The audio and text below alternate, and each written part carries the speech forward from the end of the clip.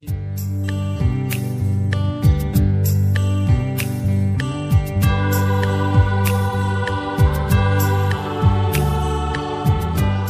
அப்படியே கண்களை மூடி, ஆண்டவரே எங்களோடு பேசுங்க ஆண்டவரே.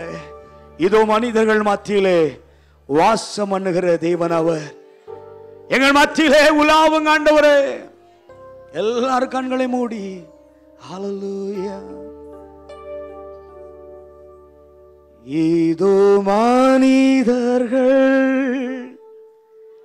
மத்தியே வாசம் செய்பவரே, எங்கள் நடுவிலே வசித்திட விரும்பிடும் தெய்வமே. நீங்க எல்லாம் சொல்றீங்களா? இதோ மனிதர்கள் மத்தியே வாசம் செய்பவரே, எங்கள் நடுவிலே வசித்திட விரும்பிடும் தெய்வமே. உமக்கு சிங்காசனம் அமைத்திட உம்மை துதிக்கிறோ இயேசுவே. பரிசுத்த அலங்காரத்துடனே உம்மை தொழுகிறோ தெய்வமே. உமக்கு சிங்காசனம் அமைத்திட உம்மை துதிக்கிறோ இயேசுவே. பரிசுத்த அலங்காரத்துடனே உம்மை தொழுகிறோ தெய்வமே. எங்கள் மத்தியோ உலாவிடும் எங்களோடென்று வாசம் செய்யும். எங்கள் மத்தியோ உலாவிடும் எங்களோடென்று வாசம் செய்யும். எங்கள் நடுவிலே உலாவிடும் எங்களோடென்று வாசம் செய்யும். எங்கள் சபையிலே உலாவிடும் எங்களோடென்று வாசம் செய். எங்கள் இதயத்தோ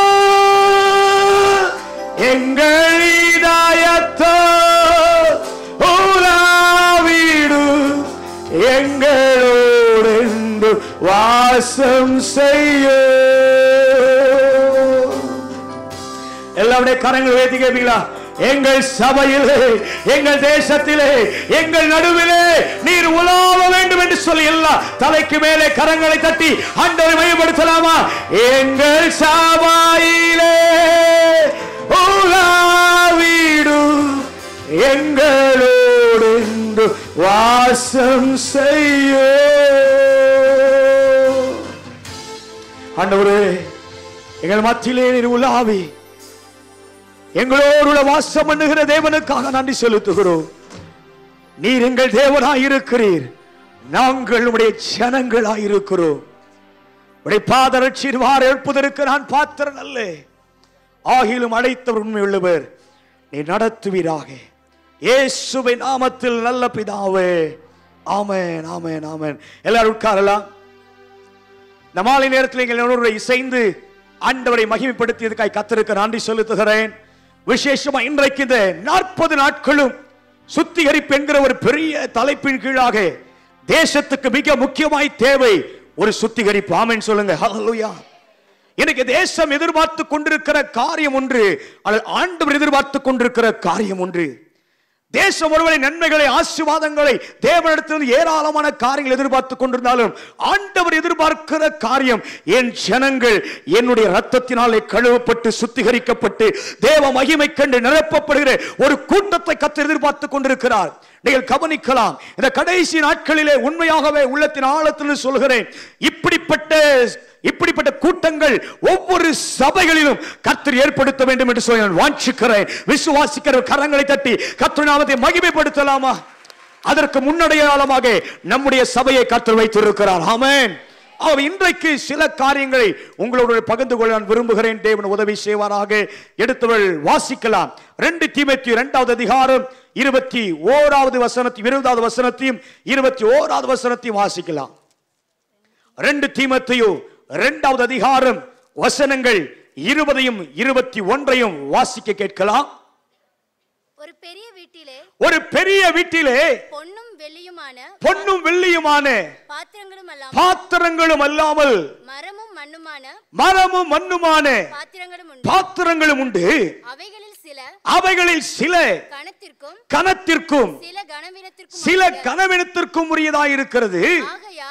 ஆகையால் ஒருவன் இவைகளை விட்டு தன்னை சுத்திகரித்துக் கொண்டால் அவன் பரிசுத்தமாக்கப்பட்டதும் எஜமானுக்கு உபயோகமானதும் எந்த நற்கிரியைக்கும் ஆயத்தமாக்கப்பட்ட கனத்திற்குரிய பாத்திரமானாயிருப்பான். கரங்களை தட்டி ஆண்டவரை மையப்படுத்தலாம். ஹல்லேலூயா. ஒரு பெரிய வீட்டை கர்த்தர் காண்பிக்கிறார். ஒரு பெரிய வீட்டிலே மரம் இருக்கிறது, மண்ணினால் உங்கள் வீட்டிலே இப்பொழுது டெக்னாலஜி இருக்கிறதுனாலே இப்பொழுது நாம் வாஷிங் மிஷின் வைத்திருக்கிறோம், அல்லது நாம் ஃப்ரிட்ஜுகளை வாங்கி வைக்கிறோம். ஏனென்றால் உலகம் மாறுகிறது, ஆகவே நானும் மாறி விடுகிறேன். கிறிஸ்துவ இப்படி எப்படி ஓடிக்கொண்டிருக்கிறது தெரியுமா? பக்கத்தில் பார்த்து சொல்லுங்க, உலகம் மாறுது, ஆனால் நாங்களும் மாறிடக்கூடாது. இல்லையா? பக்கத்தில் பார்த்து சொல்லுங்க, ஏன்னா நீங்க எல்லாம் என்ன நேசிக்கிறீங்க. உலகம் போற போக்கிலேயே கிறிஸ்துவன் ஓட விரும்புகிறான். உலகம் எப்படி காண்பிக்கிறதோ அப்படி அந்த மாயத்துக்குள்ளே போகவே இன்றைக்கு அதெல்லாம் தேவைதான். ஆனால் பழைய காலத்திலே போன மாதத்திலே என்னுடைய பாட்டி மரித்து விட்டார்கள். 95 வயது. எனக்கு மிகவும் நேசிக்கக்கூடிய என் அன்பு தாயை போல அவர்கள் என்னை வளர்த்தார்கள். என்னுடைய பாட்டி மரித்து விட்டார்கள். என்னுடைய பையனை பார்த்துட்டாங்க, 4 தலைமுறையை பார்த்துட்டாங்க. ஹல்லேலூயா. 4 தலைமுறை 5 தலைமுறை. எனக்கு என்னுடைய பிள்ளைக்கு 7 வயது ஆகிறது. ஆகவே அவங்க எல்லா தலைமுறையும் பார்த்துட்டாங்க. ஆகவே நல்ல தீர்க்காயுசா இருந்து மரித்தார்கள். ஆனால் கர்த்தருக்கு ஸ்தோத்திரம். ஆனால் அந்த நாட்களிலே நாங்கள் படிக்கிற போது ஒரு பானை வாங்கி வச்சிருப்பாங்க. அந்த பானையை கொண்டு வந்து கொஞ்சம் மண்ணை போட்டு அதுக்கு மேலே நல்லா அந்த பானைக்குள்ள தண்ணி வச்சிருப்பாங்க. வெயிலிருந்து போயிட்டு வந்துட்டா எங்க பாட்டி வச்சிருக்கிற இடத்துக்கு போய் அந்த பானையில் தண்ணி கொடுத்து ரொம்ப ஜில்லுன்னு இருக்கும். ஹல்லேலூயா. இங்க நிறைய மூப்பர்கள் உட்கார்ந்து கொண்டிருக்கு.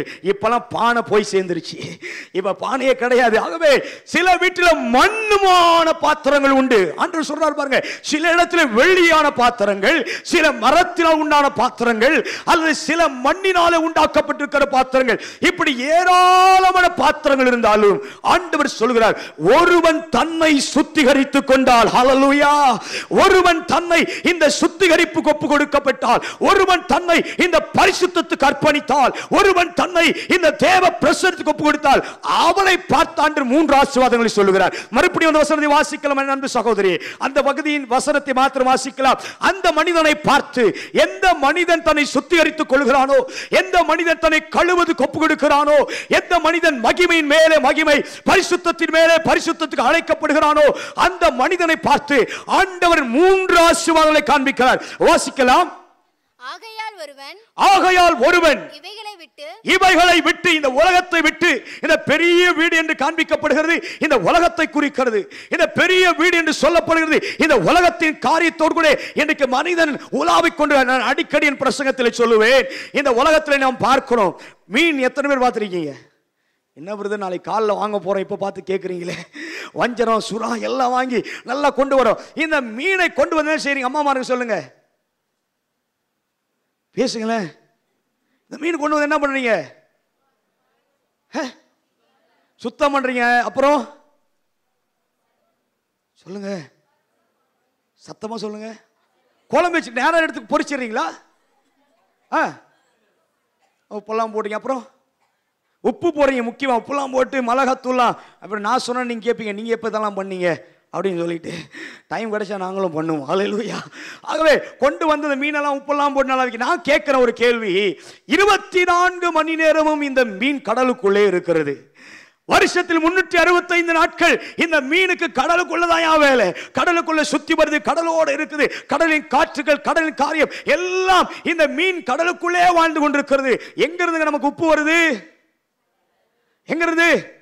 மெட்ராஸ்ல இருக்கீங்க, நீங்க டக்குன்னு சொல்லலாமே, கடல்ல இருந்து தான் உப்பு கொண்டு எடுக்கிறோம். ஆனால் கடலுக்குள் இருக்கிற மீனுக்குள்ளே உப்பு சேர்க்கப்படவில்லை. நன்றாய் கவனியுங்கள்.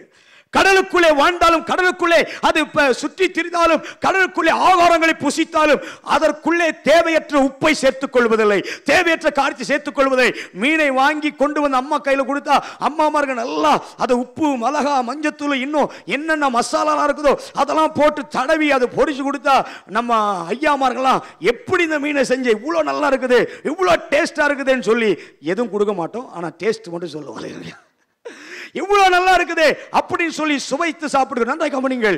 இந்த மனிதனையும் இந்த மீனுக்கு ஒப்பனையாய் சொல்கிறேன். நான் உலகத்தோடு கூட இருக்கிறேன். நன்றாய் கவனிங்கள். என்னை ஆண்டவர் எங்கிருந்து எடுக்கிறார்? பாவமுள்ள உலகத்திலிருந்து என்னை எடுக்கிறார். நன்றாய் கவனிங்கள். நான் முன்பு பாவத்தில் இருந்தேன். எபேசியர் 2வது அதிகாரம் 1, 2, 3 வாசிக்கலாம்.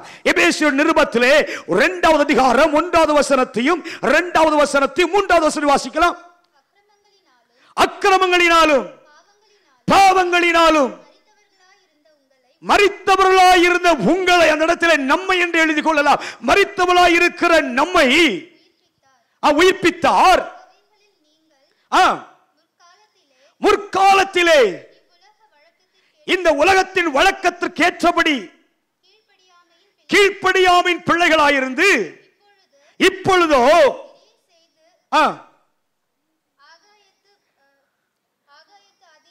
ஆகாயத்தின் அதிகார பிரபுவாகிய ஆவிக்கேற்றபடியாகவும் நடந்து கொண்டு. நன்றாய் கவனிங்கள். முற்காலத்திலே மரித்திருக்கிற நம்மை ஆண்டவர் உயிர்ப்பித்திருக்கிறார். கரங்களை தட்டி கர்த்தருடைய நாமத்தை மகிமைப்படுத்தலாம். ஹல்லேலூயா. முன்ன காலத்தில் நான் பாவத்தில் இருந்தேன், முந்தைய காலத்தில் அக்கிரமத்தில் இருந்தேன். என்னை எடுத்து என் ஆண்டவர் உயிர்ப்பிக்கிறார். புதிய ஆவியினாலே கழுவி என்னை சுத்திகரித்து பரிசுத்தப்படுத்துகிறார். ஆனா ஒரு பெரிய ரகசியமானுங்க, எங்கிருந்து எடுத்தாரோ அதே இடத்துல மறுபடியும் வச்சிருக்காரு. ஹல்லேலூயா. எங்கிருந்து எடுத்தாருங்க? பாவமான உலகத்திலிருந்து எடுத்து என்னை பரிசுத்தப்படுத்தி விட்டு மறுபடியும் அந்த உலகத்தில் வைக்கிற. எதற்காக?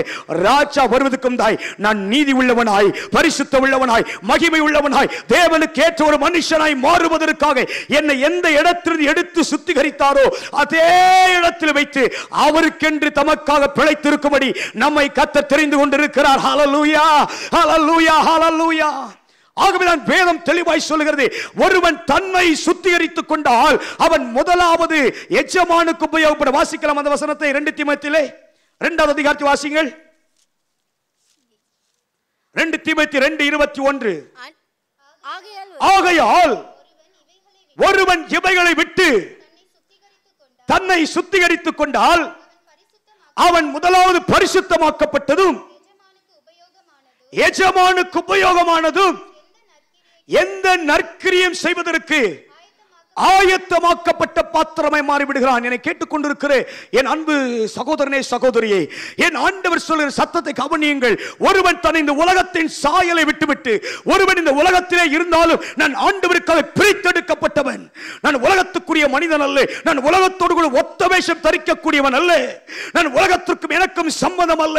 ஆகவே பவுல் எழுதுபவர் சொல்கிறார், இருளுக்கும் வெளிச்சத்திற்கும் ஐக்கியமேது, நான் உலகத்தான் அல்லாது போல நீங்களும் உலகத்தான் அல்லவே என்று சொல்லி ஆண்டவர் சொல்கிறார். ஆகவேதான் வேதம் தெளிவாய் சொல்கிறது, ஒருவன் தன்னை சுத்திகரிக்க ஒப்பு கொடுத்தால், ஒருவன் தன்னை கழுவ ஒப்பு கொடுத்தால், ஒருவன் தேவனுக்கு முன்பாய் தன்னை பரிசுத்தத்துக்கு ஒப்பு கொடுத்தால் ஆண்டவர் அவனை பார்த்து சொல்கிறார், அவன் எஜமானுக்கு பயன்படுகிறான், அவன் நற்கிரிக்கு உபயோகப்படுகிறான், அவன் பரிசுத்தமாக்கப்படுகிறான். ஆகவே இன்றைக்கு நீங்களும் நானும் இந்த சுத்திகரிப்பு ஒவ்வொரு நாளும் எனக்குள்ளும் உங்களுக்குள் நடைபெற்றுக் கொண்டே இருக்க வேண்டும். ஹல்லேலூயா. வேதம் தெளிவாய் சொல்கிறது. 2 கொரிந்தியர் 7வது அதிகாரம் 1வது வசனத்தை வாசித்தால் அங்கே ஆண்டவர் தெளிவாய் சொல்கிறார். 2 கொரிந்தியர் 7வது அதிகாரம் 1வது வசனத்தை வாசிக்கலாம். இப்படிப்பட்ட வாக்குத்தத்தங்கள் நமக்கு உண்டாயிருக்கிறபடியினால் பிரியமானவர்களே, நன்றாய் கவனிங்கள், மாம்சத்திலும் உண்டான எல்லா அசுசியும் நீங்க நம்மை சுத்திகரித்துக் கொண்டு பரிசுத்தமாக்குதலை தேவ பயத்தோட பூரணப்படுத்தப்பட்டிருக்கிறோம். ஏனென்றால் வேதம் சொல்லுகிறது, நாம் இப்படிப்பட்ட வாக்குத்தத்தத்தை பெற்றுக் கொண்டபடினாலே மாம்சத்திலும் ஆவியிலும் ஆண்டவர் சுத்திகரிப்பை விரும்புகிறார். வேதம் முழுவதும் நீங்கள் ஆரம்பத்திலிருந்து கடைசி வரை பார்த்தால் ஆண்டவர் பேசுகிற பெரிய சத்தமா பரிசுத்தராய் இருக்கிறார். அல்லேலூயா.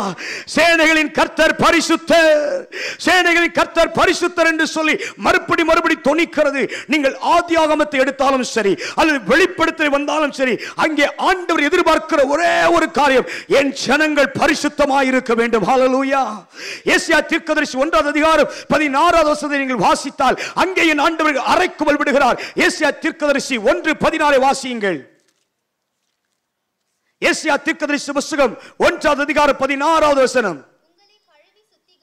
உங்களை கழுவி சுத்திகரியுங்கள், உங்கள் கிரியைகளில் பொல்லாப்பை என் கண்களுக்கு மறைவாக அகற்றிவிட்டு தீமை செய்வது விட்டு ஓயுங்கள். இப்படி எல்லா பகுதிகளிலுமே ஆண்டவர் சுத்திகரிப்பை காண்பிக்கிறார். இன்னும் ஏராளமான வசனங்கள் உண்டு. நீங்கள் தீத்து புத்தகத்தில் 2 அதிகாரம் 14 வசனத்தை எடுத்து கவனித்தால் அங்கேயும் ஆண்டவர் அதை தான் மையப்படுத்துகிறார். தீத்து 2:14 அதிகாரத்தை எடுத்தவர்கள் வாசிக்கலாம்.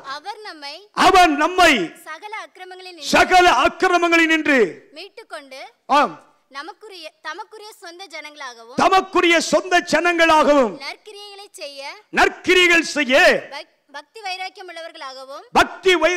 உள்ளவர்களாகவும் நம்மை சுத்திகரிக்கும்படி தமக்காக நம்மை தாமே ஒப்பு கொடுத்தார் என்று வேதம் சொல்லுகிறது. எல்லா பகுதியிலும் ஆண்டவர் இந்த அற்புதமான சுத்திகரிப்பையே காண்பிக்கிறார். என் ஜனங்கள் சுத்தமாக வேண்டும், என் ஜனங்கள் சுத்திகரிக்கப்படும். ஆகவே இன்றைக்கு ஒரு சில 3 காரியங்களை ஆண்டவர் எப்படி ஒரு மனிதனை சுத்தமாக்குகிறார், எப்படி ஒரு மனிதனுக்குள் இந்த சுத்திகரிப்பு உள்ளே பிரவேசிக்கிறது என்கிற காரியத்தை உங்கள் மத்தியில் வேகமாய் காண்பித்துக் கொடுக்க விரும்புகிறேன். வாசிக்கலாம். எடுத்தவர்கள் 2 ராஜாக்களின் புத்தகம் 2 அதிகாரம் 18 வசனத்திலிருந்து வாசிக்கலாம். எடுத்தவர்கள் வாசிக்கலாம், யார் எடுத்திருந்தாலும் வாசிக்கலாம். 2 ராஜாக்கள் 2 அதிகாரம் 18 வசனத்தை வாசிக்கலாம்.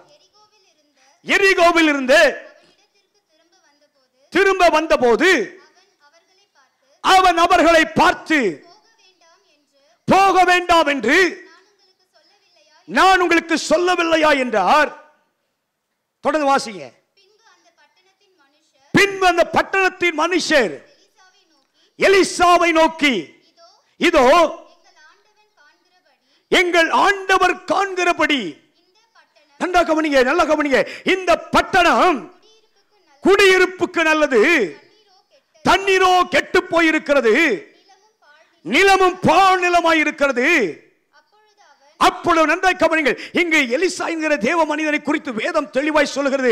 அங்கே எலிசா ஒரு பட்டணத்தை சுற்றி பார்க்க அனுப்புகிறார். அந்த பட்டணம் எரிகோ பட்டணம் என்று சொல்லி வேதத்திலே நாம் கவனிக்கிறோம்.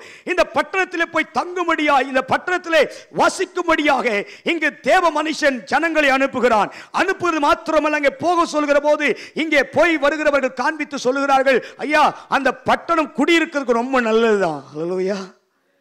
குடியிருக்க எப்படி இருக்குது? ஒரு ஃப்ளாட் வாங்கிறதுக்கு முன்னாடி எத்தனை செக் பண்ணுறோம், அங்கே வசதி இருக்குதா, டிராஃபிக் நல்லா இருக்குதா, பக்கத்துலேயே மல்லிகை சாமான் கடை இருக்குதா, இல்லை நம்ம போக்குவரத்து பஸ் ஸ்டாண்ட் பக்கத்துலேயே, அப்படி தானே? அப்படிதான் எங்கள் ஊர்லாம் அப்படி தான். பஸ்ஸுக்கு பக்கத்துல இடத்த வாங்கிடுவாங்க, ஏன்னா டக்குன்னு போய் ஏறி டக்குன்னு இறங்கி வந்துடலாம்னு சொல்லிட்டு. ஆகவே பட்டணம் குடியிருப்பதற்கு நல்லது என்று சொல்லி இவர்கள் இங்கு அறிக்கை கொடுக்கிறார்கள். ஆனால் அந்த பட்டணத்துக்குள் இருக்கிற மற்ற காரியத்தை சொல்கிறார்கள். அந்த பட்டணம் குடியிருப்பதற்கு நன்றாக இருக்கிறது, ஆனால் தண்ணீரோ கெட்டு போய் இருக்கிறது. பட்டணம் நன்றாக இருக்கிறது, அங்கே வசிப்பதற்கு சூழ்நிலை நன்றாக இருக்கிறது, அங்கே தங்குவதற்கு ஏற்ற நிலைமை இருக்கிறது. ஆனால் பட்டணத்தின் தண்ணீரை குடிக்க முடியாது, பட்டணத்தின் தண்ணீர் கெட்டு போயிருக்கிறது, அந்த நிலம் பாழாக்கப்பட்டிருக்கிறது, அங்கே போய் மனிதன் தங்க முடியாது என்று சொல்லி இங்க தீர்க்கதரிசி இடத்தில் வந்து அந்த ஊழியர்கள் சொல்கிறார்கள்.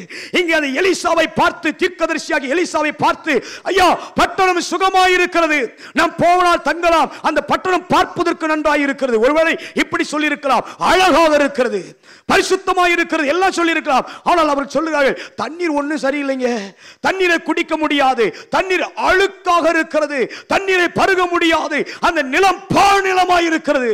என்னை கேட்டுக்கொண்டிருக்கிற தேவச்சனமே, இன்றைக்கு ஒரு மனிதனுடைய நிலைமை இதுதான். ஆவியா அவர் பேசுகிறார். இன்றைக்கு ஒரு மனிதனுடைய நிலைமை இதுதான். நம்முடைய வாழ்க்கை ஒருவேளை நன்றாக இருக்கலாம், வெளி பிரகாரமாக அல்லது வெளி தோற்றத்திற்கு நான் பார்ப்பதற்கு அழகுள்ளவனாக இருக்கலாம், அல்லது ஐஸ்வர்யமானாக இருக்கலாம். ஆனால் என்னுடைய உள்ளார்ந்த மனிதனுடைய நிலைமை இந்த வேதம் சொல்லுகிறபடியே என்னுடைய வெளி தோற்றம் பார்க்கிற கண்களுக்கு அற்புதமாக இருக்கிறது. இன்றைக்கு தேசத்தில் நடக்கிற சம்பவங்கள் இதுதான். எனக்கு சபைக்குள்ளே ஆண்டவர் எதிர்பார்க்கிற காரியம் என்ன தெரியுமா? அந்த பட்டணம் மாத்திரம் இல்லைங்க, தண்ணீரும் சுத்தமாக்கப்பட வேண்டும், அந்த நிலமும் சுத்தமாக்கப்பட வேண்டும். கரங்களை தட்டி கர்த்தர் நாமத்தை மையப்படுத்தலாமா? ஹல்லேலூயா, ஹல்லேலூயா. ஏனென்றால் பரிசுத்தர் கூட்டம் நடுவு ஜொலி தீடும் சுத்த ஜோதியே ஆரூபியே இவ்வேளாயில் ஆடிய நெஞ்சம் வாரீரோ ஆரூபியே இவ்வேளாயில் ஆடிய நெஞ்சம் வாரீரோ பாரு தந்தையே எந்த உள்ளத்தை யாரும் காண உள்ள கோலத்தை மனம் நோந்து மருளுகிறே பரிசுத்தம் கெஞ்சுகிறே மனம் நோந்து மருளுகிறே பரிசுத்தம் கெஞ்சுகிறே பரிசுத்தர் கூட்டம் நடுவு ஜொலி தீடும் சுத்த ஜோதியே ஆரூபியே இவ்வேளாயில் ஆடிய நெஞ்சம் வாரீரோ. என்ன பாடுங்க? ஆரூபியே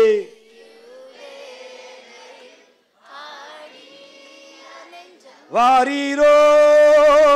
ஆண்டவர் எதிர்பார்க்கிற காரியம் பட்டணம் அழகா இருந்தால் போதாது. ஒருவேளை என்னுடைய வெளியே தோற்றம் ஒருவேளை அற்புதமாக இருக்கிறது, என்னை பார்க்க சொல்லுங்க. Praise the Lord brother, hallelujah. Praise the Lord sister, எப்படி இருக்கீங்க? உங்களை பார்த்தா இவ்வளோ அழகா இருக்கிறீங்களே, உங்களை பார்த்தா இவ்வளோ அற்புதமா இருக்கிறீங்க. லாசர் ரொம்ப அசிங்கமா தான் இருந்தான். எப்படி இருந்தா? பார்க்கிறதுக்கு அருவருப்பா இருந்துச்சு. நாயெல்லாம் வந்து அவனை நக்கிட்டே இருந்துச்சு. நாயெல்லாம் வந்து பருக்கள் நக்கிச்சு. அந்த பருக்கள் நக்குகிற போது லாசருக்கு எப்படி இருந்து யோசிச்சு பாருங்க. அவன் புண்களை நக்குகிறது இந்த நாய். கொஞ்சம் உங்க கற்பனைக்குள் கொண்டு வாங்க, லாசர்கள் கற்பனையில் கொண்டு வாங்க. லாசர் இப்ப உங்களுக்கு முன்னாடி இருக்கிறாரு, குஷ்டரோகம் பிடிச்சிருக்குது, கையெல்லாம் புண்ணு, காலெல்லாம் புண்ணு, தலையெல்லாம் புண்ணு, எல்லாம் ஷீல் வடிஞ்சிட்டு இருக்குது. நல்ல ட்ரெஸ் இல்ல, நல்ல சாப்பாடு இல்ல, நல்ல வசதி இல்ல. படுக்கிற எங்க தெரியுமா? வாசர் படிக்கட்டு. ஐஸ்வர்யவாடி உள்ள இருக்குது, இவன் தூங்குறது வாசல்ல. நைட்டான நாய்கள்லாம் சுத்தி அது பசிக்கு சாப்பிட்டது பத்தாம இவன் புண்ணையும் நக்கி நக்கி சாப்பிடுது. சாப்பிட்டு மிச்சம் போக அந்த புண்ணெல்லாம் ஒருவேளை கடித்து இருக்கலாம்.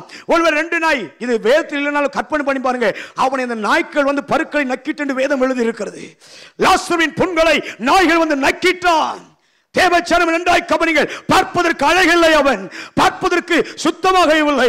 ஒருவேளை அவனை குளிக்க வைப்பதற்கு அவன் குடும்பத்தில் ஒருவன் இல்லை, அவனை தூக்கி சுமப்பதற்கு அவனோடு உடன் ஊழியன் இல்லை, அவனை தோளிலே சுமந்து கொண்டு போய் மருத்துவத்தை சேர்ப்பதற்கு அவனுக்கு ஒரு நண்பன் இல்லை. ஹல்லேலூயா. பார்ப்பதற்கு அசுத்தமாய் இருக்கிறான், ஆனால் உள்ளே ஒருவன் இருக்கிறான். அவன் போடுகிற ட்ரெஸ்ஸே ரத்தாம்பர சிவந்த நிற ட்ரெஸ் தான். காலையில் ஒரு ட்ரெஸ் போடுறான், மாலையில் ஒரு ட்ரெஸ் போடுறான், மத்தியானம் ஒரு ட்ரெஸ் போடுறான். அவன் சாப்பிட்றதுக்கு வித்தியாசமான ஆகாரம். காலையில் ஒரு சாப்பாடு, மத்தியானம் ஒரு சாப்பாடு, எல்லாம் விதவிதமா.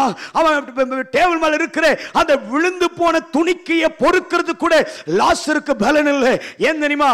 இவனை சுத்தி இருக்கிற நாய் போய் அதுக்குள்ள அதை சாப்பிட்டுடுது.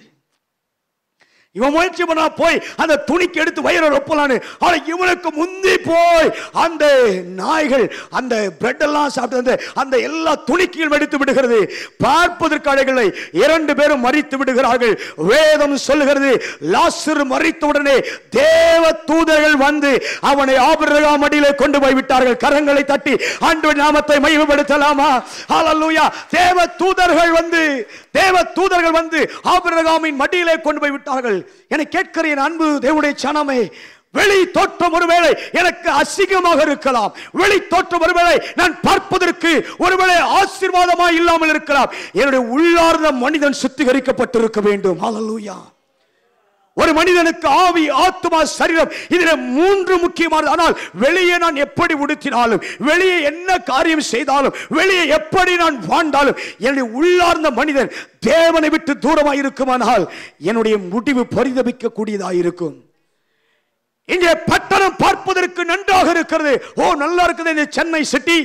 நல்ல கடைகள் இருக்கிறது, நல்ல நல்ல வசதிகள் இருக்கிறது, நல்ல டைம் பாசிங், நல்ல நிறைய இங்க இருக்கிற நிறைய காரியங்கள் சென்னை சுற்றி இருக்கிறது. சென்னை சுத்தி பார்த்தாவே நேரம் போதாது, எல்லாம் அழகா இருக்கிறது. ஆனால் தண்ணீரோ கெட்டு போய் இருக்கிறது. அந்த நிலம் பாழ் நிலமாய் இருக்கிறது. என்னை கேட்டுக்கொண்டிருக்கிற என் அன்பு சகோதர சகோதரியே, ஒருவேளை ஆண்டவர் இன்றைக்கு மாலை நேரத்தில் உங்களோடு கூட இடைப்பட்டால், ஒருவேளை உங்கள் வெளிப்புறமான காரியம் எப்படி இருக்குது என்பதை கர்த்தர் அவ்வளவாய் கவனிக்கிறவல்ல. ஏனென்றால் வேதம் சொல்லுகிறது, எனக்கு உள்ளார்ந்த மனிதன் நாளுக்கு நாள் புதிதாக்கப்படுகிற நேரம் அது. என் ஆவியும் ஆத்துமாவும் இந்த பரிசுத்தத்தினால் சுத்திகரிப்பினாலே என்னையோடு கூட ஆண்டவர் இடைப்பட்டுக் கொண்டே இருக்க வேண்டும். ஏதோ சுத்திகரிப்பு என்பது ஏதோ வருஷத்தின் முடிவில் மாத்திரம் இல்லையா, வாழ்நாள் முழுவதும் ஆண்டவனை பரிசுத்தவான்களாக எதிர்பார்த்து கொண்டிருக்கிறார். ஹல்லேலூயா. வாழ்நாள் முழுவதும் ஆண்டவர் நம்மை சுத்திகரிப்புக்குள்ளே கொண்டு போவதற்காய் நம்மை எதிர்பார்த்து கொண்டிருக்கிறார்கள். தேவனுடைய ஜனமே, இங்கு எலிசாவிடத்து வந்து சொல்லுகிறார்கள், ஐயா ஆண்டவமாரே, பட்டணத்தை பார்த்தோம், பட்டணம் நன்றாக இருக்கிறது, ஆனால் தண்ணீர் கெட்டு போய் இருக்கிறது, நிலம் பாழ்நிலமாய் இருக்கிறது. தேவஜனமே, ஆண்டவருடைய அங்கலாய்ப்பு இன்றைக்கு அதுதான். பார்ப்பதற்கு எல்லாம் நலமாய் இருக்கிறது, ஒரு குறைவும் இல்லை.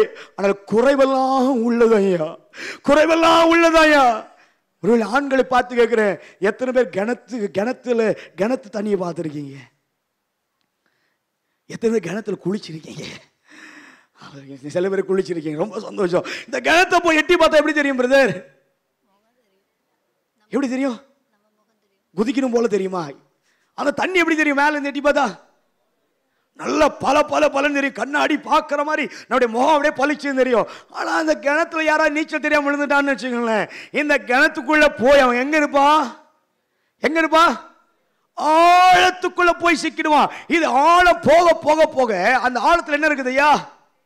வெறும் சேரு, மண்ணு, சகதி, அங்க இருக்கிற அசுத்தம் எல்லாம் இருக்கும். இந்த சேர்ல போய் போட்டா இவனை பாதாள சங்கிலிருந்து தான் தூக்கி எடுக்கணும். தேவப்பிள்ளையே, இன்றைக்கு அநேகருடைய வாழ்க்கை கிணற்று தண்ணீரை போல மேல எட்டி பார்த்தா பலன்னு சுத்தமா இருக்குது. ஆழத்துக்கு போக போக போக போக நிறைய சேரு உள்ள இருக்குது ஐயா, நிறைய சகதி உள்ள இருக்குது, நிறைய அழுக்கு உள்ள இருக்குது. ஆண்டவர் அதற்காக தான் இந்த 40 நாட்களை கர்த்தர் கொடுத்திருக்கிறார். கரங்களை தட்டி கர்த்தர் நாமத்தை மையப்படுத்தலாமா? ஆண்டவர் அதற்காக என் ஜனங்கள் என்னுடைய பரிசுத்தத்தால் நிறைந்திருக்க வேண்டும். இங்கே பாருங்கள், எலிசா உடனே அது அப்படியே விட்டுறல. அது கெட்டு போனா பரவாயில்ல, அது அழுக்கானா பரவாயில்ல, அப்படியே அதை விட்டுறல. வாசிக்கலாம். எடுத்தவர்கள் 2 ராஜாக்கள் 2வது அதிகாரத்திலே 20வது வசனத்திலிருந்து வாசிக்க கேட்கலாம். 2 ராஜாக்கள் 2வது அதிகாரம் 20வது வசனத்தில் வாசிக்க கேட்கலாம். அப்பொழுது அவன் ஒரு புது தோண்டியை எடுத்து அதிலே உப்பு போட்டு கொண்டு வாருங்கள் என்றான். அதை அவனிடத்திலே கொண்டு வந்தபோது அதை நீரூற்றண்டைக்கு கொண்டு வந்து உப்பை அதிலே போட்டு அந்த தண்ணீரை ஆரோக்கியமாக்கி, இனி இதனால் சாபம் வராது, நிலப்பாழும் இராது கர்த்தர் சொல்லுகிறார் என்றார். எலிசா சொன்ன வார்த்தையின்படியே அந்த தண்ணீர் இந்த நாள் வரைக்கும் இருக்கிறபடி ஆரோக்கியமாகவே இருக்கிற. கரங்களை ஆண்டவரை வழிபடுதலாம். ஹல்லேலூயா. நன்றாய் கவனியுங்கள். ஆண்டவருக்கு என்னையா வித்தியாசம்? ஆண்டவர் எவ்வளவு அன்பு வைத்திருக்கிறார் கவனியுங்கள். அந்த நிலம் கெட்டு போனது என்று எலிசாவிடத்தில் சொல்லுகிறார்கள். ஐயா, அந்த தண்ணீர் நல்லாவே இல்லைன்னு சொல்லிட்டாங்க. ஒருவேளை தீர்க்கதரிசி விட்டு இருக்கலாம், ஒருவேளை அது போனால் போகட்டும், வேற ஒரு ஊரை பார்க்கலாம், வேற ஒரு ஆளை பார்க்கலாம்னு சொல்லி இருக்கலாம். அதுக்கு மாறா இங்க எலிசா ஒரு புதிய தொண்டி எடுக்கிறான், பழசு எடுக்கல. அந்த புது தொண்டில உப்பை போட்டு உள்ளே உப்பினால் அதை கழுவுகிறார். உப்பினாலே போய் கலக்கி அந்த தொண்டியை கொண்டு போய் அந்த நீரூற்றிலே, அந்த ஆற்றிலே, அந்த தண்ணீரிலே கொட்டின உடனே வேதம் சொல்லுகிறது அந்த நிலம் சுத்தமாய் மாற்றப்பட்டது. கரங்களை தட்டி ஆண்டவரை மகிமைப்படுத்தலாமா? அந்த நிலத்தின் பாழ்நிலம், அந்த சாபம் நீங்கிற்றையா. வேதம் தெளிவாய் சொல்லுகிறது அதில் இருக்கிற சாபம் நீங்கி போயிற்று. உப்பினால் போட்டு கழுவின உடனே, அதை கொண்டு போய் கொட்டிய உடனே அந்த தண்ணீரை சுத்தப்படுத்தி விட்டார்கள். தேவ ஜனமே, இன்றைக்கு ஒருவேளை அன்றைக்கு எலிசா இந்த உப்பினாலே அந்த தண்ணீரை கழுவி இருக்கிறார். அந்த சாபம் நீங்கின்றது. அந்த நிலம் ஆசீர்வாதமாய் மாறிட்டு, அந்த காரியம் ஆசீர்வாதம் மாறிட்டு. உங்களை பார்த்து நான் கேட்கிறேன், நம்மிலே உப்பை போடுவதற்கு பதிலாய் ஆண்டவர் சொல்லுகிறார் 1 யோவான் 1:7 இயேசு கிறிஸ்துவின் இரத்தம் சகல பாவத்தையும் கழுவி நம்மை சுத்திகரிப்பதற்கு வல்லமையுள்ளதாக இருக்கிறது. ஹல்லேலூயா. இன்றைக்கு ஆண்டவர் தன்னுடைய இரத்தத்தினாலே நம்மை கழுவ விரும்புகிறார். நமக்கு ஒரு இரத்தம் கொடுக்கப்பட்டிருக்கிறது, விலையேறப்பட்ட இரத்தம். ஆண்டவர் சிந்தி இருக்கிற ஒரு இரத்தம் ஐயா. தன் சபையை ஆண்டவர் தன்னுடைய இரத்தத்தினாலே சம்பாதித்திருக்கிறார். என்னை கேட்கிற தேவ ஜனமே, எலிசா அன்றைக்கு அந்த நதியை, அந்த ஆற்றை அவன் உப்பினாலே கழுவி அதை சுத்தமாக்கி அந்த நிலத்தை சுத்திகரித்தது போல இந்த மாநிலத்தை ஆண்டு சொல்கிறார், நானும் என் ஜனத்தை சுத்திகரிக்க விரும்புகிறேன். ஹல்லேலூயா. நானும் என் ஜனத்திற்கு சாபத்தை எடுத்து என் ஜனங்களுக்கு ஆசீர்வாதத்தை கொடுக்க விரும்புகிறேன். நீங்கள் கேட்கலாம், அப்படி நான் சுத்திகரிக்கப்பட வேண்டியது அவசியம் தானா? வாசிக்கலாம். எடுத்தவர்கள் எசேக்கியேல் தீர்க்கதரிசி புத்தகம் 16வது அதிகாரத்திலே ஒரு சில வசனங்களுக்கு காண்பிக்க நான் விரும்புகிறேன். எசேக்கியேல் தீர்க்கதரிசி புத்தகம் 16வது அதிகாரம் 2வது வசனத்தில் வாசிக்கலாம். எசேக்கியேல் 16வது அதிகாரம் 2வது வசனத்தில் வாசி கேட்போம். மனுபுத்திரனே, நீ எருசலேமின் அருவருப்புகளை அதற்கு அறிவித்து சொல்ல வேண்டியது என்னவென்றால், கர்த்தராகிய ஆண்டவர் எருசலேமுக்கு சொல்லுகிறார், கானான் தேசமே, உன் உற்பத்திக்கும் உன் பிறப்புக்கும் இடம், உன் தகப்பன் எமோரியன், உன் தாய் ஏத்தித்தி, உன்னுடைய பிறப்பின் வர்த்தமானம் என்னவென்றால், நன்றாய் கவனிங்கள். இங்க எருசலேமை பார்த்தான்னு சொல்றார், ஏ எருசலேமே, உன் பிறப்பை பத்தி நான் சொல்ல போறேன். ஏ எருசலேமே, நீ பிறந்திருக்கிற காரியத்தை குறித்து நான் சொல்ல போகிறேன், கவனி என்று சொல்லி அங்க இருக்கிற எருசலேமை பார்த்து ஒரு குழந்தை பிறந்திருக்குதான், அந்த குழந்தையை பற்றி ஆண்டு சொல்ல ஆரம்பிக்கிறார். கவனிங்கள், வாசிக்கலாம். நீ பிறந்த நாளிலே உன் தொப்புள் அறுக்கப்படவும் இல்லை, நீ சுத்தமாவதற்கு தண்ணீரால் குளிப்பாட்டப்படவும் இல்லை, உப்பினால் சுத்திகரிக்கப்படவும் இல்லை, துணிகளினால் சுற்றப்படவும் இல்லை, உனக்காக பரிதபிக்க இவைகளில் ஒன்றையாகிலும் உனக்கு செய்ய ஒரு கண்ணு உன் பேரிலே இரக்கமாயில்லையா. ஒரு குழந்தை பிறந்திருக்கிறது. அந்த குழந்தை அங்க எகிப்திலே அந்த எருசலேமை பார்த்தான்னு, ஏ எருசலேமே, உன் பிறப்பின் வர்த்தமானத்தை நான் சொல்ல போகிறேன், நீ பிறந்த போது எப்படி இருந்தாய் என்று சொல்ல போகிறேன் சொல்லி ஒரு குழந்தையை காண்பித்து சொல்லுகிறார். அந்த குழந்தை பிறந்த உடனே தொப்புள் அறுக்கப்படலையா. எல்லாம் கன்சீவ் ஆகி நல்லா 10 மாசம் ஆன குழந்தைய கட்டாயம் எடுக்கணும். என்ன பண்ணி ஆகணும்? அம்மாங்க சொல்லாமே, தாய்க்கும் மகனுக்கு இருக்கிற தொப்புள் கொடி உறவை கட் பண்ணி ஆகணும். ஆனா இங்க இருக்கிற இந்த பிள்ளைக்கு தொப்புள் கொடி அறுக்கப்படவில்லையா. இந்த குழந்தைக்கு தொப்புள் கொடி அறுக்கப்பட அப்படியே ரத்தத்தில் இருக்குது. இரண்டாவது, அது தண்ணியில போட்டு கழுவப்படல. அந்த பிறந்த குழந்தை தண்ணியால சுத்தமாக்கப்படல. நீங்க சிஎம்சிக்கு வந்தீங்கன்னா ஒரு குழந்தை பிறந்துச்சா உடனே அந்த குழந்தைய துணியில எடுத்து நல்லா வைப் பண்ணி அந்த குழந்தையை சுத்தம் பண்ணி அந்த தாயின் தொப்புள் கொடி அடித்து அந்த குழந்தைய செப்பரேட் பண்ணி அது தானா பூமியில வாழ முடிய உதவி செஞ்சு அந்த குழந்தைய நல்லா சுத்தம் பண்ணி அதுக்கப்புறம் நல்ல வெள்ளை துணியில, எத்தனை பேர் பார்த்திருக்கீங்க, ஒரு வெள்ளை துணியில அப்படியே சுத்தி கொண்டு வந்து அப்பா அம்மாட்ட காமிப்பாங்க, உங்களுக்கு ஒரு அழகான பிள்ளை பிறந்திருக்குது. ஆனால் இங்கு காண்பிக்கிற இந்த பிள்ளைக்கு ஒன்றையும் செய்ய யாரும் இல்லையா.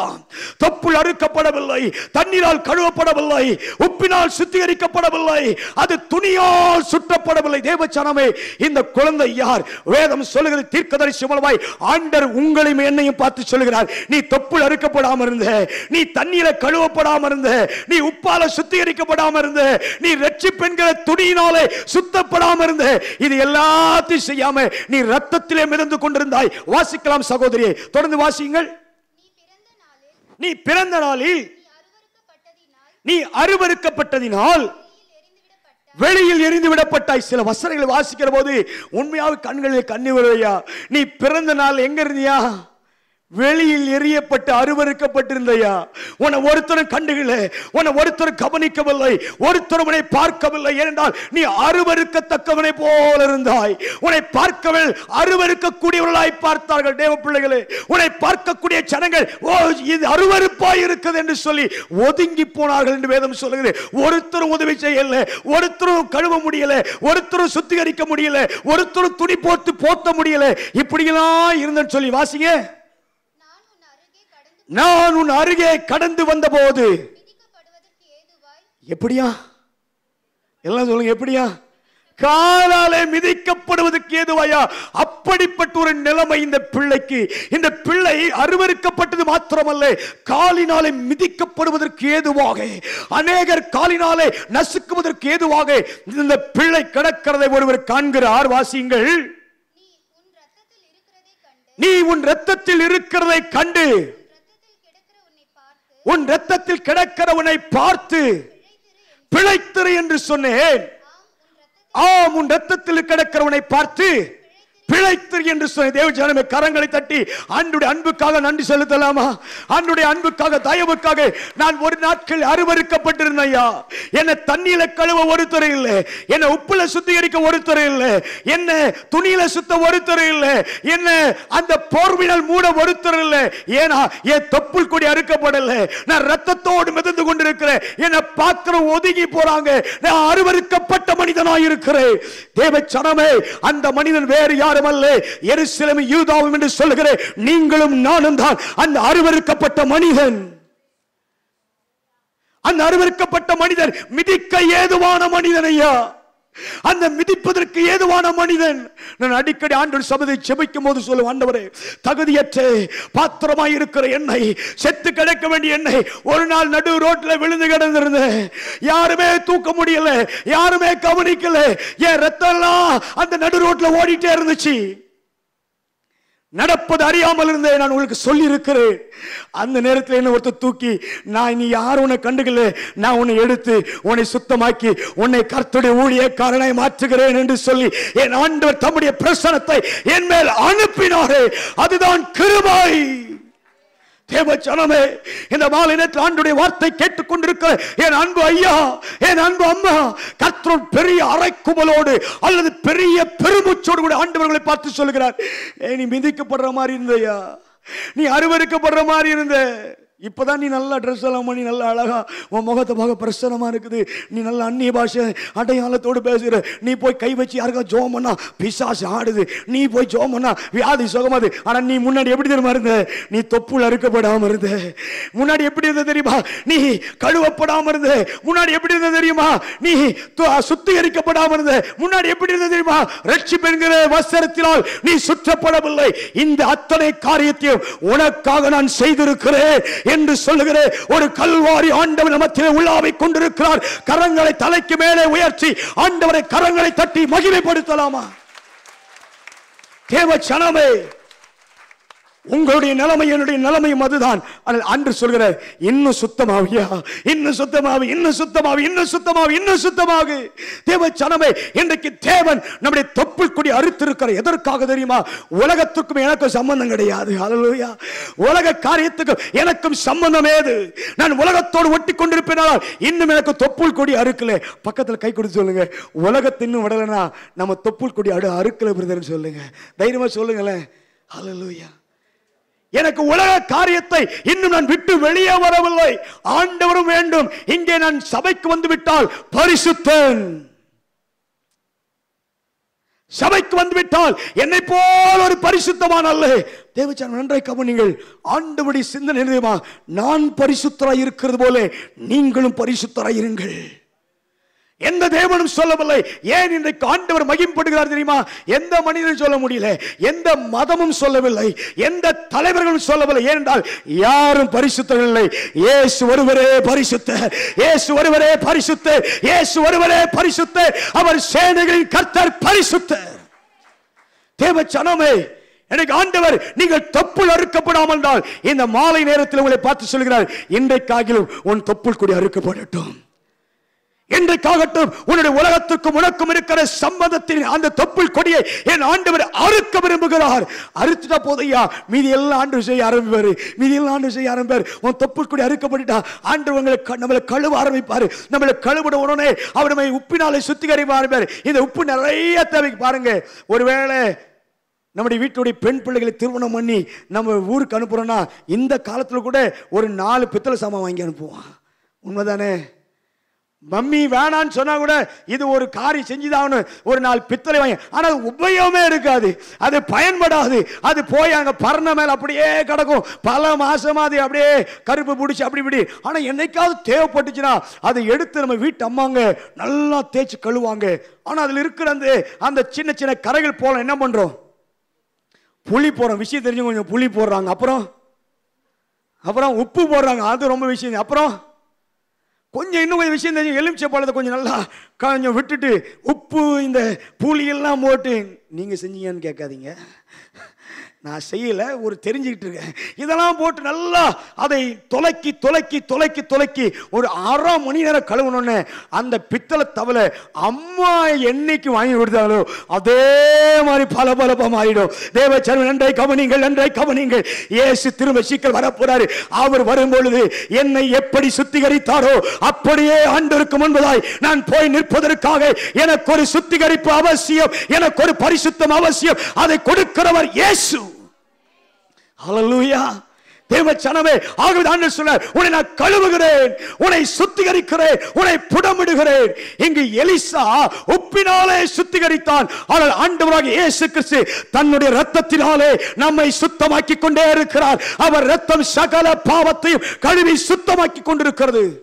கண்டு கேட்டுக்கொண்டிருக்கிற என் அன்பு திருச்சபையாரே, இந்த மாலை நேரத்தில் ஆண்டவருடைய ஆவியானவர் நமக்குள் அந்த சுத்திகரிப்பை அனுப்ப விரும்புகிறார். வேகமாய் வாசிக்கலாம். இரண்டாவதாக எஸ்தர் புத்தகம் 2வது அதிகாரம் 2வது வசனத்தை சீக்கிரம் வாசிக்கலாம். எஸ்தர் 2:2 எடுத்துள்ள வாசிக்கலாம். எஸ்தர் புத்தகம் 2வது அதிகாரம் 2வது வசனத்திலிருந்து வாசிக்கலாம். அப்போது ராஜாவை சேவிக்கிற ஊழியக்காரர் அவரை நோக்கி, ரூபவதியாய் இருக்கிற கன்னிகை பெண்களை ராஜாவுக்காய் தேட வேண்டும் என்றார்கள். அதற்காக ராஜா நாடுகளில் எல்லாம் விசாரிப்புக்காரரை வைத்திருந்தார்கள். இவர்கள் ரூபவதியாய் இருக்கிற சகல கன்னி பெண்களையும் கூட்டி சூசான் அரண்மனையை சேர்த்தார்கள்.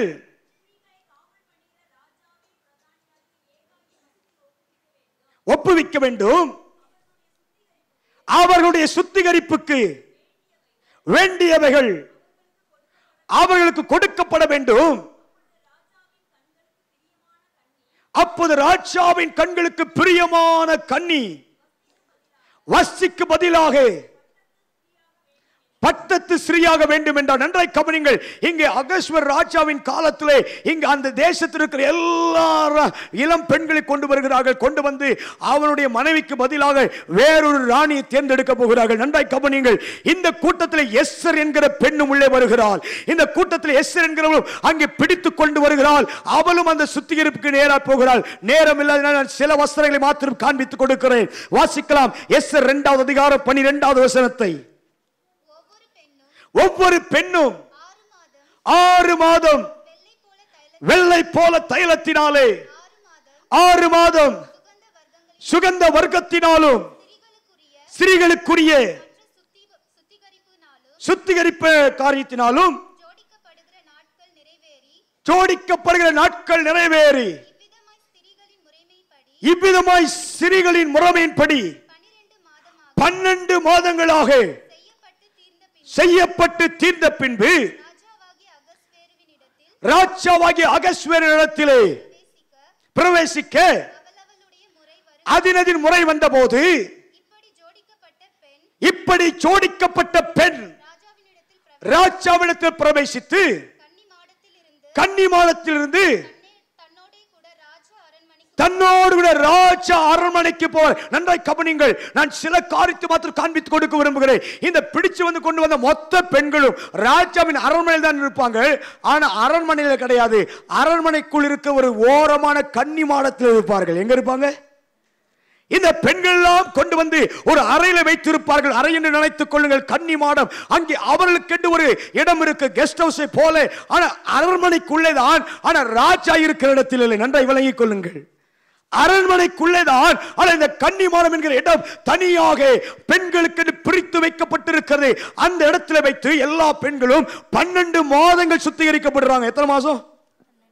ஒரு நாள் 2 நாள் இல்லைங்க. இந்த வசனத்தை தியானிக்கும் போது எனக்குள்ள ஒரு பெரிய கேள்வி வந்தது.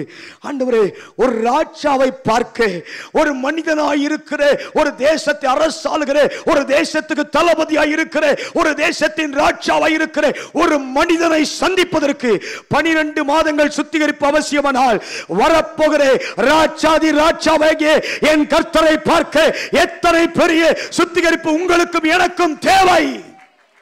நன்றாய் கவனிங்கள். எனக்குள் ஒரு பெரிய தாட்டு வந்த, ஒரு சிந்தனை வந்து, ஆண்டவரே, ஒரு ராஜா இவனை நேரா போய் பார்க்க கூடாதா? இவனை பார்க்க நல்லா சுத்தமாகி, அதுவும் ஒரு நாள் சுத்தமானா போதாதா? 6 மாசம் பத்தாது. அங்க இருக்கிற தைலத்தினாலே, அங்க இருக்கிற வாசனை திரவியினாலே, அங்க இருக்கிற பணிப்பெண்கள் அந்த பெண்களை சுத்தமாக்கிட்டே இருப்பாங்களா? 12 மாதம். எத்தனை மாதம்? சரியா 1 வருஷம். ஒருவேளை கருப்பா இருந்தா வெள்ளை ஆயிடுவாங்கன்னு நினைக்கிறேன். ஏன்னா சுத்திகரிச்சுட்டே இருக்காங்க. ஒருவேளை அந்த பொண்ணு கருப்பா உள்ள போச்சுன்னா வெளியே வரும்போது ரொம்ப வெள்ளையா. ஏன்னா நிறைய கல்யாணத்தில் அப்படித்தானே நடக்குது. ஏன்னு சொன்னா போகும்போது ஒரு கலர் இருப்பாங்க பியூட்டி பார்லர்ல. போயிட்டு வந்தா வெளியே அம்மா நின்று இருப்பாங்க. அவங்க பொண்ணை தேடி இருப்பாங்க. எங்க இன்னும் என் பொண்ணு வரல எஸ்தர் அப்படின்னு. அவங்க பொண்ணு முன்னாடி வந்து, மம்மி போலாமா? ஏய், இன்னும் போகும்போது ஒரு மாதிரி போனேன், வரும்போது ஒரு மாதிரி. அதெல்லாம் அப்படிதாம்மா இங்க வந்தா தேவச்சனமே. ஆனா இந்த பெண் சுத்திகரிக்கப்படுகிற காரணமே, காலையிலிருந்து பாருங்க, மாப்பிள்ள 5 மணிக்கு வந்துடுவார் கரெக்டா. பொண்ணு வரும் வெயிட் பண்ணிட்டே இருப்பான். டைமை பார்த்து வராது. எங்க பாருக்குது? பியூட்டி பார்லர் இருக்குது. சீக்கிரம் கூட்டிட்டு வாங்க அப்படின்னா, இல்ல பியூட்டி பார்லர் இன்னும் சுத்தமாயிட்டே இருக்காங்க. கடைசி எல்லாம் சுத்தம் பண்ணி எல்லாம் இது பண்ணி நிச்சயதார்த்தம் முடிஞ்சு 6 மாசம் அந்த பொண்ணு ஈகரா வெயிட் பண்ணி அந்த மனுஷனை கைப்பிடிக்குன்னு சொல்லி நல்லா அழகாகி நல்லா இருக்கிறதுலே கல்யாண நாள் தான் ரொம்ப அழகா இருப்போம். கோட் ஷூட்லாம் போட்டு நல்லா ஆண்களும் சரி பெண்களும் சரி. இப்போ ஆண்கள் கூட பியூட்டி பார்க்க போகிறாங்க. ஏன்னா கல்யாணத்துக்கு எனக்காவது நாங்கள் ஒரு மாதிரி சுமாராக இருக்கட்டா அப்படின்னு சொல்லி அங்கே போய் சுத்தமாயிட்டு. இவ்வளவு சுத்தம் எதுக்குன்னா, அங்கே ஒரு மணவாளன் காத்துட்டு இருக்கிறாரு. ஹல்லேலூயா, ஹல்லேலூயா. எல்லாம் 5:30 மணிக்கு கொண்டு வந்து அந்த பெண்ணை கொண்டு வந்து அப்படியே மாப்பிள்ளைக்கு முன்னாடி நிற்க வைக்கிறார். அவர் திரும்பி பார்க்குறாரு. நான் பார்த்த பொண்ணு வேற மாதிரி இருந்துச்சு, இது வேற மாதிரி தெரியுது, இருந்தாலும் பரவாயில்ல அப்படின்னு சொல்லி இவருக்கு ஒரு நம்பிக்கை. இல்லை அதே பொண்ணு தான் வந்திருக்கும். பார்த்தா அவ்வளவு அழகா இருக்காங்க. அவ்வளவு அழகா ஆறாம் அங்கே ஆபரணம் அறிவிச்சு நல்லா சுத்தமாக்கி நல்லா தைலத்தினால எப்போ அந்த முகத்தை பார்ப்போம் வெயிட் பண்ணிட்டார் மாப்பிள்ளை. ஏன்னா திரும்பி கட்டும் போது தான் பார்க்க முடியும், இல்லை பைபிள் கொடுக்கும் போது தான் பார்க்க முடியும். ஏன்னா இப்படியே ஐயரை பார்த்துட்டு பாஸ்டரை பார்த்துட்டு நிற்கிறோம். அவ்வளவு ஒரு பெரிய வாஞ்சை. ஏனென்றால் மணவாளனை சந்திப்பதற்கு மணவாட்டி தன்னை சுத்திகரித்துக் கொள்ள வேண்டும். மணவாளனை பார்ப்பதற்கு மணவாட்டி ஏதோ தானோ என்று வந்தால் ராஜாவின் அரண்மனைக்குள்ளே இருக்கலாம், ஆனால் கன்னி மாடத்தில் தான் இருக்க முடியும், ராஜாவை பார்க்க முடியாது. நன்றாய் கவனியுங்கள். ஒருவேளை நான் சபைக்குள்ளே இருக்கலாம். சபை என்னையா? எதுக்கு இந்த 40 நாள் உபவாசம், 40 நாள் சுத்திகரிப்பு எதற்கையா? ஏன் சபை தெரியுமா?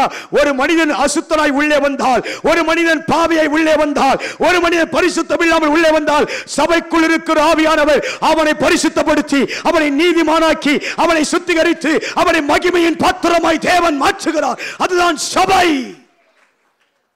நிறைய பேருக்கு சபை புரிஞ்சுக்க முடியல. அதுதான் சபை.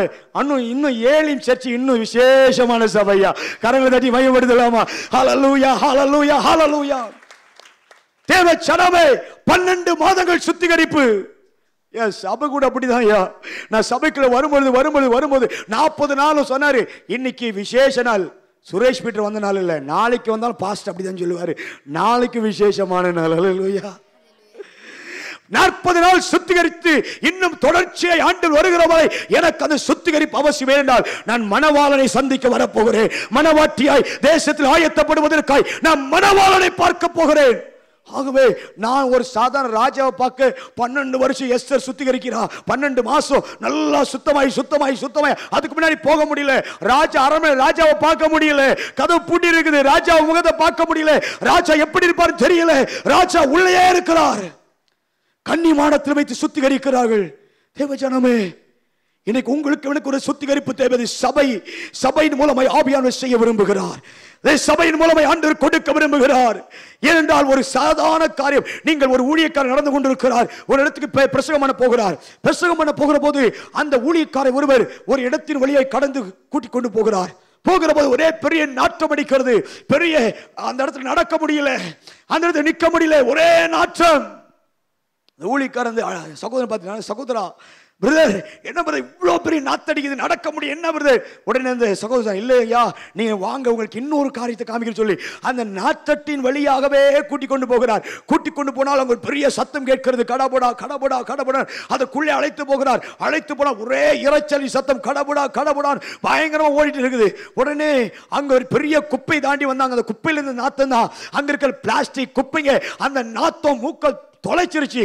உடனே இந்த பிரதர் கேட்டா, என்ன நீங்க கொண்டு வந்திருக்கீங்க?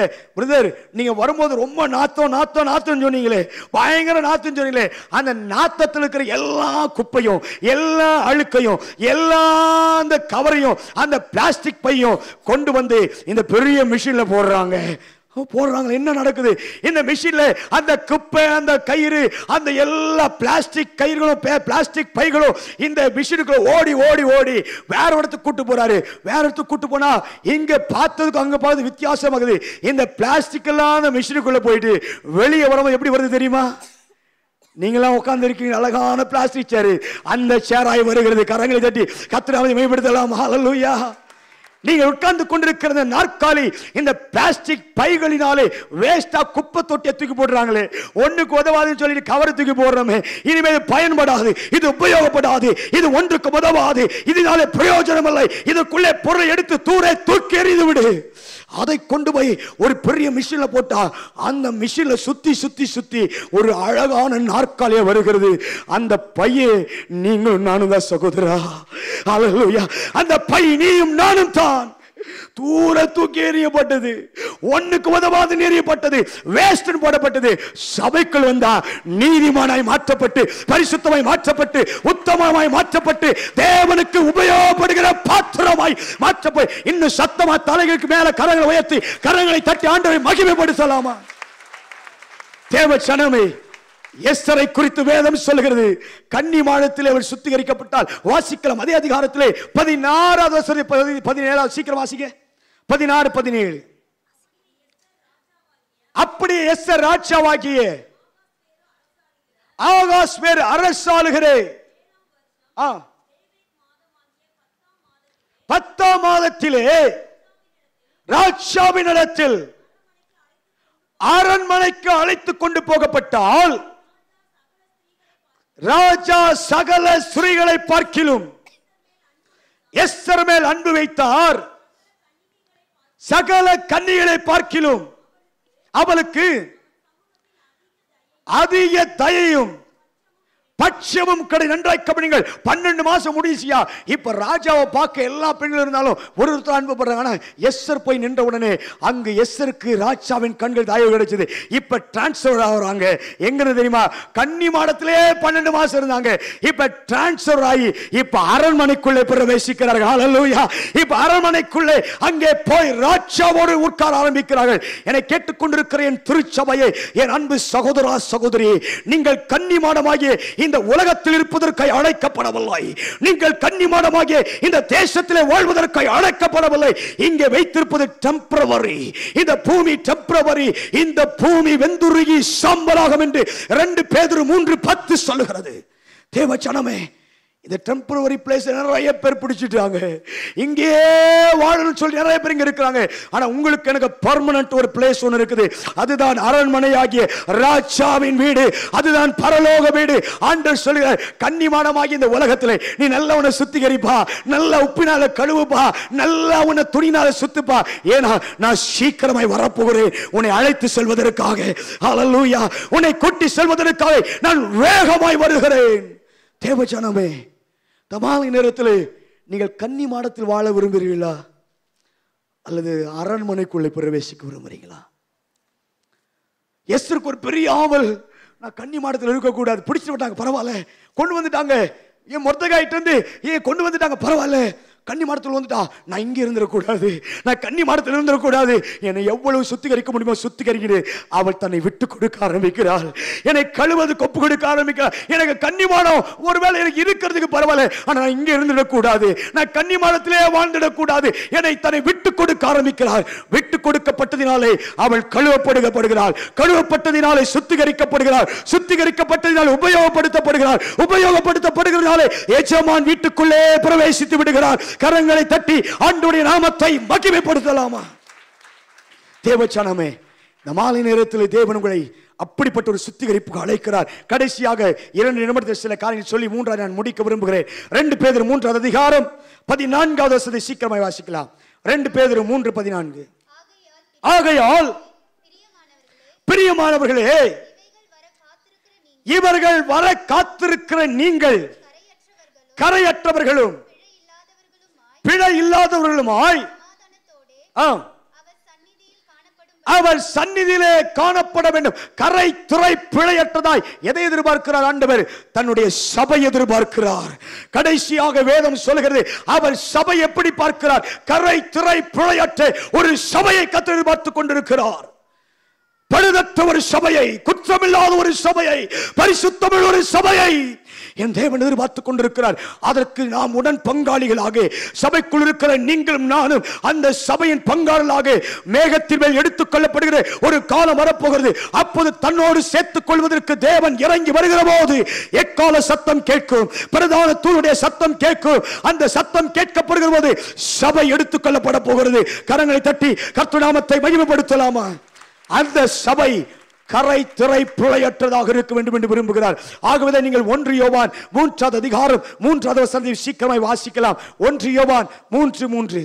அவர் மேல் இப்படிப்பட்ட நம்பிக்கையுடையவர்களாய் இருக்கிறபடினால் வைத்திருக்கிற எவனும் அவர் சுத்தமுள்ளவராய் இருக்கிறது போல தன்னையும் சுத்திகரித்துக் கொள்கிறான் வேதம் சொல்லுகிறது. நீங்கள் வேகமாக இன்னொரு வசனத்தை வாசிக்கலாம். வெளிப்படுத்தல் 22வது அதிகாரத்திலே 11வது வசனத்தை 12வது வசனம் வாசிக்க பார்க்கலாம். அநியாயம் செய்கிறவன் இன்னும் அநியாயம் செய்யட்டும், அசுத்தமாயிருக்கிறவன் இன்னும் அசுத்தமாயிருக்கட்டும், நீதி உள்ளவன் இன்னும் நீதி செய்யட்டும், பரிசுத்தமுள்ளவன் இன்னும் பரிசுத்தமாகட்டும். இதோ சீக்கிரமாய் வருகிறேன். அவன் அவனுடைய கிரியைக்கு தக்க அவனுக்கு நான் அளிக்கிற பலன் என்னோடு கூட இருக்கிற ஆண்டவர் பாருங்க. கடைசி அதிகாரம் வரும்பொழுது இந்த வசனத்தை ரொம்ப துக்கமா இருக்கும். நான் சொல்ல நேரம் இல்லை, ஆனா நல்லா கவனிங்க. அசுத்தமா இருக்கியா இன்னும் அசுத்தமாவே வாழு, அநியாயம் செய்ய இன்னும் அநியாயம் செய், பரிசுத்தம் உள்ளவன் இன்னும் பரிசுத்தமாகட்டும். ஏனென்றால் பரிசுத்தர் ஒருவர் சீக்கிரம் வரப்போகிறார், உத்தமர் ஒருவர் சீக்கிரம் வரப்போகிறார், ராஜா ஒருவர் சீக்கிரம் வரப்போகிறார். நீங்க போய் ஆண்டவர்கிட்ட முன்னாடி போய் நின்று, ஆண்டவரே நான் பரிசுத்தர் சொன்ன, ஆண்டவர் என்ன சொல்லுவாரு? சொல்லுங்க சொல்லுங்க, வெரி குட் அப்படின்னு வரா?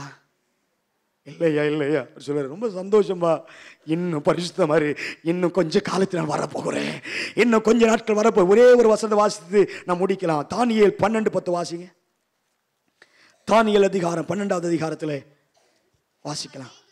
அநேகர் சுத்தமும் வெண்மையுமாக்கப்பட்டு புடமிடப்படுகிறவர்களாய் விளங்குவார்கள். போதும், எல்லாம் எழுந்து நிற்கலாமா?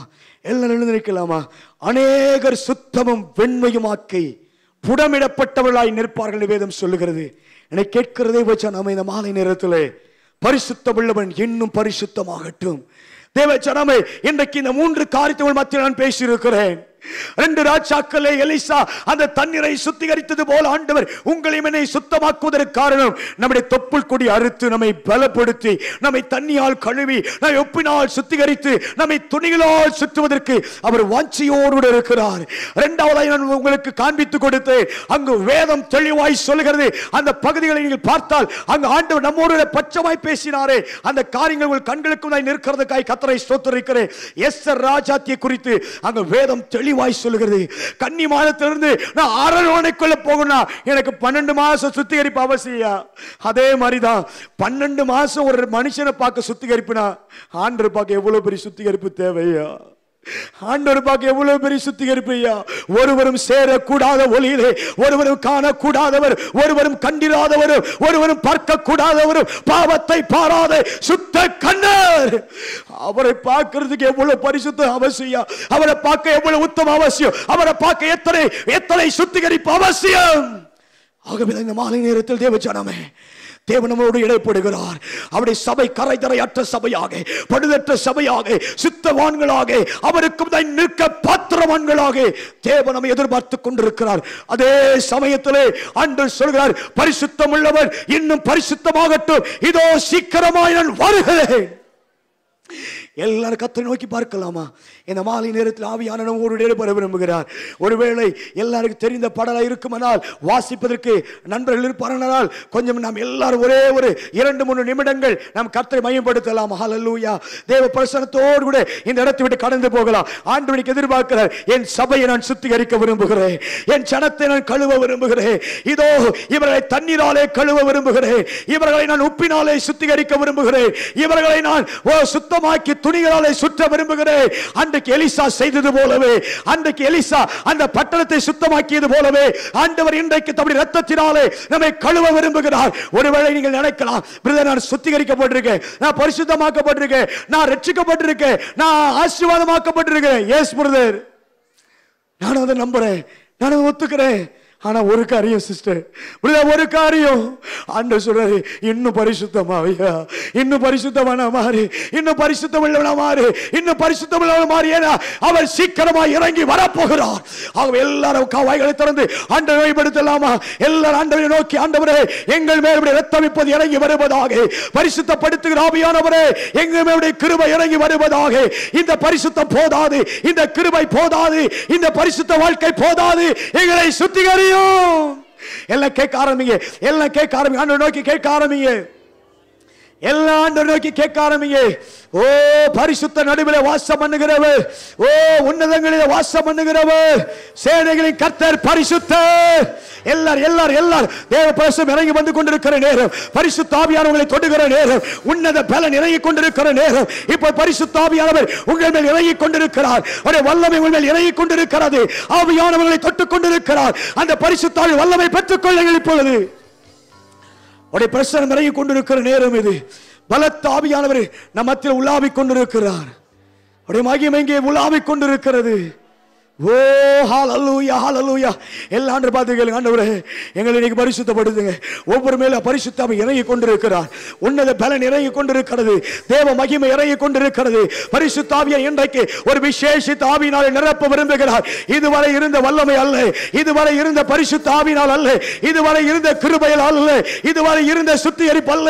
இன்றைக்கு ஒரு விசேஷித்த ஆவி, ஒரு விசேஷித்த ஆவி உங்களை நிரப்பிக் கொண்டிருக்கிறது. எல்லா கரங்களை தட்டி ஆண்டவரை எடுத்து ஆரம்பிக்கலாமா? தேவ மகிமை இறங்கிக் கொண்டிருக்கிறது. ஹல்லேலூயா ஹல்லேலூயா. பரிசுத்தர் கூட்டம் நடுவில் சொலித்திடும் சுத்த ஜோதியாய் அருபியே எங்கள் மத்தியிலே இறங்கும் என்று சொல்லி எல்லா ஆண்டவரை மையப்படுத்தலாமா? எல்லா கரங்களை தட்டி ஆண்டவரே உம்முடைய மகிமை நாங்களை நிரப்புவீராக. ஹல்லேலூயா.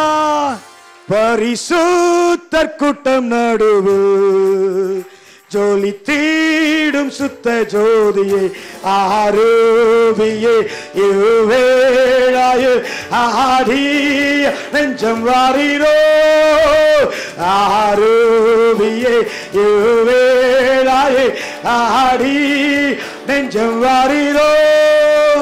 பாரும் தந்தையே எந்த உள்ளத்தை யாரும் காணா உள்ளலங்கோலத்தை, பாரு தந்தையே எந்த உள்ளத்தை யாரும் காண உள்ளலங்கோலத்தை, மனம் நோந்து மருளுகிறே பரிசுத்தம் கெஞ்சுகிறே.